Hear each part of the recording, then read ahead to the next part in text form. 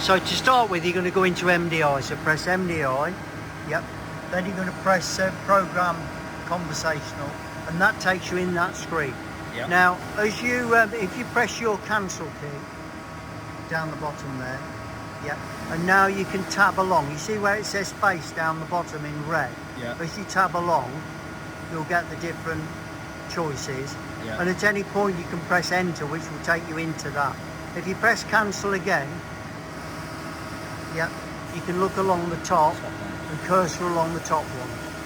Okay. So what we're interested in is that turn and face. Yeah. You can enter that, yeah, and then face. Yeah, you want that enter.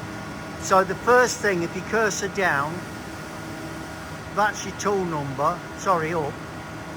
Yeah, we're already on it. So you want tool number 6. So you're going to enter 6 in there. That's the tool we're using. 6. Yeah. Enter. Yeah. Yeah. Enter. And then cursor down. That's your work offset 54, which is you're going to use all the while.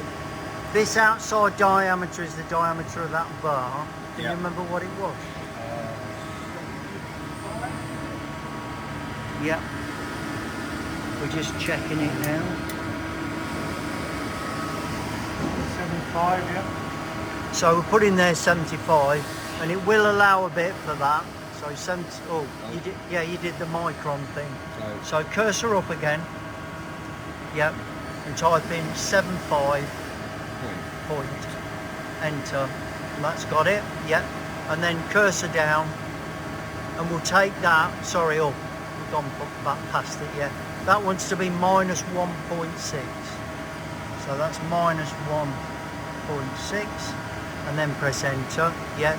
And now the Z dimension, now what we're going to put on there is 0, because we're going to face it off to 0, okay. And then cursor down. The depth of cut is 2. That's 2mm depth of cut. That's all right for facing. Yeah. And then the 0.2 per rev is all right. And then a maximum speed. We'll make that 2,000 now. We can go up a little bit. Yep. And the surface speed, we'll leave that at 200 for now. So what we want to do is press F4.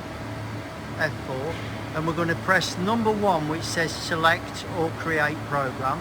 Then we're going to type in letter O, number 1, which is a program we don't have. Press enter, yeah, that comes up with number 1, and then when you press enter again, put your code in, okay? And that's all done. So we can add anything we want to that, okay?